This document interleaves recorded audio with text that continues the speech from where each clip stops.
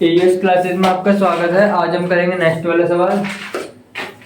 इसमें हमें कहा है कि हंसों की एक टोली में से हंसों की कुल संख्या के वर्गमूल के 7/2 गुना हंस तालाब के किनारे खेल रहे हैं और शेष 2 हंस तालाब में स्नान कर रहे हैं, तो हंसों की कुल संख्या ज्ञात कीजिए।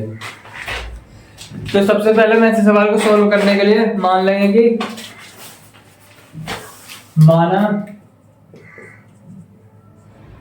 हंसों की कुल संख्या x है। अब दूसरे वाले सवाल में हमें कहा क्या है? दूसरे सवाल में इसमें हमें कहा है कि हंसों की कुल संख्या के वर्गमूल, हंसों की जो ये कुल संख्या है हमारी x, इसका वर्गमूल अंडर रूट चढ़ा देंगे वर्गमूल के 7/2 गुना, यानी कि इस वर्गमूल के 7/2 गुना यानी 7/2 से इसकी गुणा कर देंगे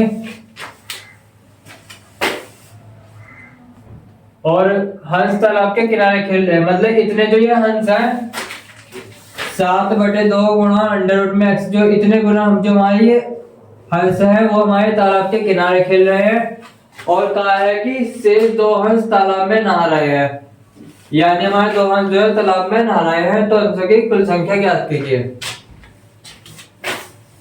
इसमें हम ऐड कर देंगे 2 हंस, ये जो हमारे तालाब के किनारे खेल रहे हैं ये हंस हो गए और 2 हंस जो हमारे स्नान कर रहे हैं ये हंस हो गए, और इन दोनों को हम अगर ऐड करेंगे तो हमारा हंसों की कुल संख्या के बराबर आएगा, क्योंकि इसने हमें कहा था कि हंसों की कुल टोली में से हंसों की कुल संख्या के वर्गमूल, कुल संख्या का वर्गमूल ये रहा और इसके 7/2 गुना, इसके 7/2 गुणा कर दिया। हंस तालाब के किनारे खेल रहे हैं और शेष 2 हंस प्लस 2 हंस कर दिया और इस तालाब में स्नान कर रहे हैं, तो हंसों की कुल संख्या बराबर हो गया, यानी इन दोनों का योग हंसों की कुल संख्या बराबर हो गई, जो हमारी x है। अब बस इस वाले इक्वेशन को सोल्व करेंगे और हमारा आंसर हमें मिल जाएगा। इसमें सबसे पहले हम इसकी 2 की एलसीएम कर लेंगे। 7/x प्लस 2 दूनी 4 इज इक्वल टू, ये 2 इधर चला जाएगा तो यहाँ पर 2x बन जाएगा। अब इस वाले 4 को इधर उठा के ले जाएंगे, 7√x 2x - 4। अब इसको सॉल्व करने के लिए हम इसका ये अंडर रूट जो है हम इसको खत्म करेंगे। अंडर रूट खत्म करने के लिए दोनों पक्षों का वर्ग करने पर,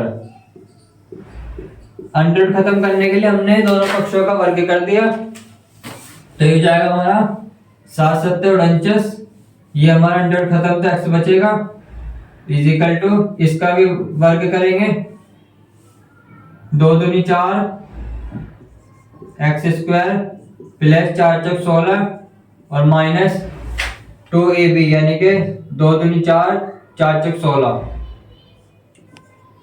x, 4 दूनी 8 8 दूनी 16 x, ये हमारा बचा। अब बस इसको आराम से इक्वेशन को सॉल्व कर सकते हैं, इसको भी इधर ले जाएंगे 4x² प्लस के 16 माइनस 16x, और ये 49 इधर आकर माइनस में हो जाएगा, minus 49x is equal to 0। 4x²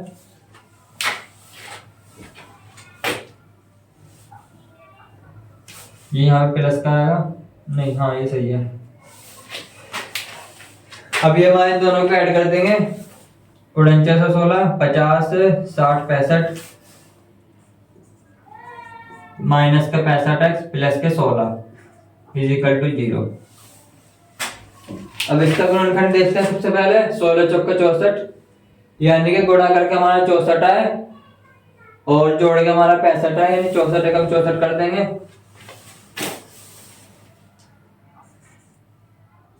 4x² minus का ब्रैकेट बंद प्लस का निशान x plus 16 is equal to 0, और इसमें 64 एकम 64 कर देंगे। 64 एकम 64 और 64 में 1 जोड़ेंगे तो 65 हो जाएगा। ब्रैकेट को खोल देंगे, 4x² -64x, ये भी माइनस का है निशान, माइनस का x और +16 इजिकल टू 0। अब इसमें से 4x कॉमन ले लेंगे, बचा हमारा x -16 और -1 कॉमन ले लेंगे तो x -16 बचेगा इजिकल टू 0। अब ये हमारे x -16 कॉमन ले लेंगे ब्रैकेट, x -16 और 4x -1 इजिकल टू 0। अब या तो ये वाला 0 के बराबर है या फिर ये वाला 0 के बराबर होगा। x -16 इजिकल टू 0, तो x की वैल्यू हमारी आ गई यहाँ पे 16 और 4x -1 is equal to 0, 4x is equal to 1 इधर चले जाएगा और x ये 4 इसके डिवाइड में आ जाएगा। दो वैल्यू हमारे पास x की आ गई। अब इसमें x की वैल्यू 1/4 है, ये हमारी अमान्य हो जाएगी क्योंकि अंशों की संख्या तो बटे में हमारी हो नहीं सकती है। और ये हमारी x की जो 16 वैल्यू आई है ये हमारी आंसर है, यानी कि हमारे अंशों की जो कुल संख्या है वो हमारी 16 है। तो अंशों की कुल संख्या 16 और ये हमारा आंसर है।